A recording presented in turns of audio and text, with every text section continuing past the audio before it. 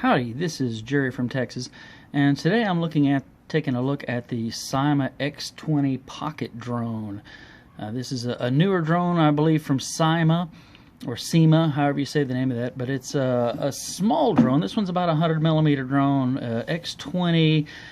It seems to be a nice little drone. I've been flying this one around for a little while. As far as features on it, it has altitude hold on it, it has headless mode, 6-axis gyrocopter. It'll do the flips, kind of standard features mostly as far as the smaller drones. This is the smallest drone that I've had that does have the altitude hold on it, though, so that was kind of nice for flying it around.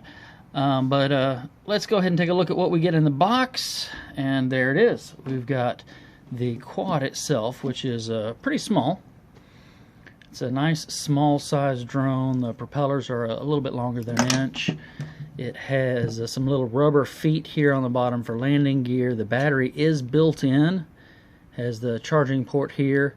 These two gray squares on the bottom, those are LEDs. Green in the back, red in the front. And it has this little portal, little eye here in the front, but there's not actually a camera in this one. That leads me to believe that there'll probably be a 20C later on or something similar that will have a camera, but this one does not have the camera built into it. The motors are direct drive also. A lot of Syma's quads are gear driven. This one is a direct drive for the propellers. The little blade guards, I haven't tried to remove them yet, but they're on there. They've got a little bit of flexibility in them that gives a little bit of impact protection, and they do work very well. I've run it into walls flying it indoor, and run it into trees and stuff flying outdoors. And as with most of the smaller Symas that I've flown, it has very good stabilization in it. You bounce it off of a wall or something, and you have to hit something pretty hard to actually make it crash. For moderate bounces, it'll wobble and recover fairly well, and you just kind of keep on flying. It doesn't really phase it. The controller for this one is a small, almost like a gamepad style controller. Just has these little D-pad, one button on each shoulder. These red, that's a kind of a fake button there. That's not a real button. These center buttons here are for trim. You hold this button down and then slide the D-pad to if you need to adjust the trim mid-flight, and then it has an on-off switch here in the middle. So fairly basic controller.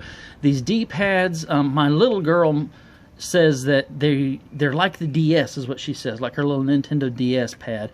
And so she liked this controller. She's 7 years old, and she could fly the quad around the house kind of okay on this with this pad. As a matter of fact, she could fly this Syma X20 better than any of the other quads that I have in the house, which I don't have a lot of quads, and I don't let her fly the bigger or more powerful ones. But she could do a pretty good job maneuvering this X20 around the house. The altitude hold really makes it easy for the kids to fly. And then what else is in the box? We have a small instruction manual.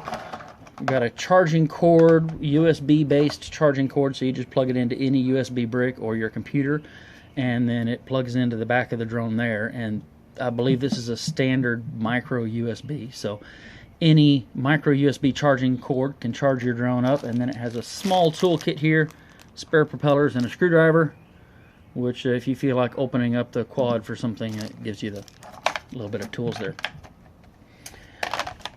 So that's the basics for the quad. One other tidbit I did want to bring up is that this quad appears to use the standard Syma protocol for the radio. I didn't really care for this. Like I said, my little girl liked this little radio. I didn't really care for it, but as luck would have it, I've got a radio here from my Syma X11s that the quad bound perfectly with this radio. And then I also have another radio from my Syma X8 SW, which is a much larger quad, and so this one is almost a full-size remote, and lots of buttons on it. And I've been using this remote mostly to fly the quad. The X8 SW also has altitude hold, and it also has headless mode, and so this remote all the functions would work correctly for headless mode and for altitude hold. For my Syma X11, that quad is more of a basic quad. It does not have altitude hold. It does not have headless mode, and so those modes cannot be enabled, or I was not able anyways to enable them on the X20.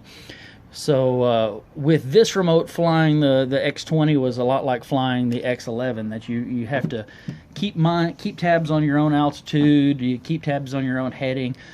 It flew fairly well with that remote. It doesn't have a real fast climb rate. The motors are obviously sized for that altitude hold. You know, it's not designed to be a stunt quad where you can really punch out and launch it. But it did pretty good with all three remotes. All three of them bind it real nice. So let's go for a real quick fly. And I am going to be using this X8SW remote for the sake of this fly demo. But it does fly. You know, everything works fine with the smaller remote also. So let's go flying. Okay, so let's try a test flight this afternoon. I'm outside, there's a light breeze, but I can do at least part of this into my porch area, and then hopefully when we go out to the yard, the breeze won't be too much. Power it on, you gotta hold the button down for about a second until it starts blinking. And again, for this test, I'm gonna be using my X8SW remote, just because I like this remote better. Powered on, the controls are the same, binding, up, down, kind of standard for all the Symas. And then to arm it, you go up and then back to the middle, which is for both of the Symas that I have that are altitude hold. They both arm the same way. So here we go. So this is in the regular speeds. You can see there's a little yaw there. And as far as maneuverability, kind of slow, but it works. It's for flying around the house. This works nicely.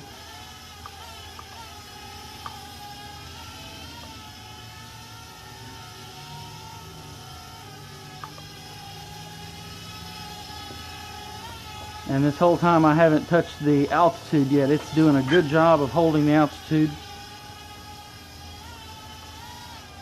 I'll pick it up a little bit there. That was me.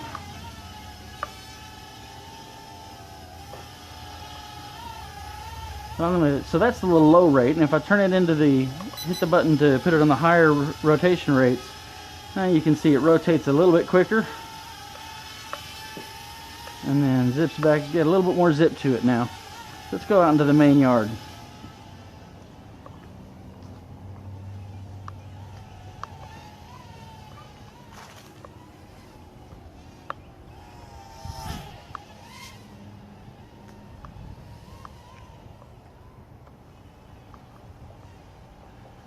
You can get some decent speed to it, but with the angles you can't stop very fast, so you have to kind of take that into consideration when you're maneuvering around.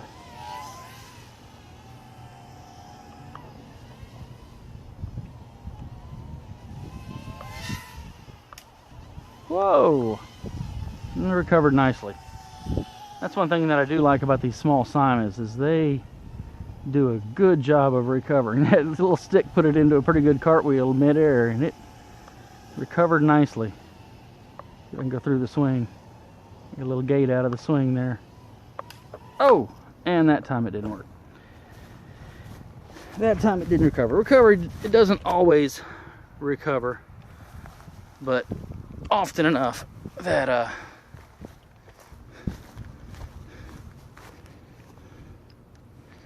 okay, so let's try this again.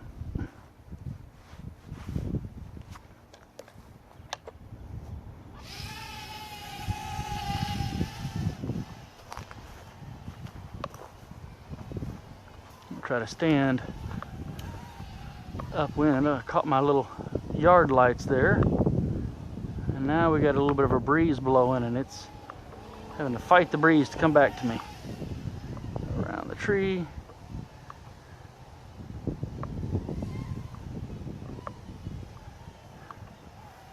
Go through my little play set over here maybe. Whoa.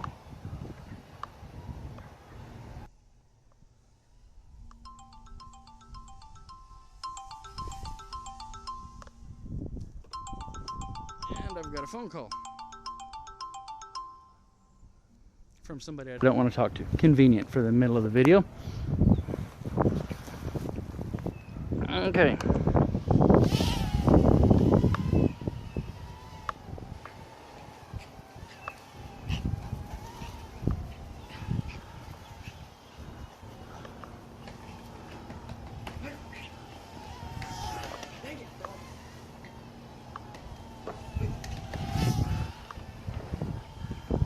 Breeze is starting to blow pretty good. Whoa! The breeze started blowing pretty good there, and I kind of lost track of the direction it was flying. Wasn't necessarily the direction it was pointed anymore. Well, we'll wrap up this flight video here for the Syma X20 Pocket Drone, Pocket Quad. Been having a lot of fun with this. I've been flying it. My oldest son's flown it. My little girl, who doesn't usually manage, she's still very much learning how, but she was doing a pretty decent job of flying this one around the house the other night. So this has been a fun little quad. Like I said, my only real complaint with it is the batteries are built in. So once the battery dies, it's dead. You got to plug it into the wall and pause the fun until it can recharge. Flight time seems to be about 5 or 6 minutes. I haven't exactly timed it, but just from looking at some past videos of me flying it around, it seems like it's about 5 minutes to dead battery, to LVC flashing. So that's all for now. Hope y'all can enjoy this drone as much as I have, and I'll see y'all on the forums.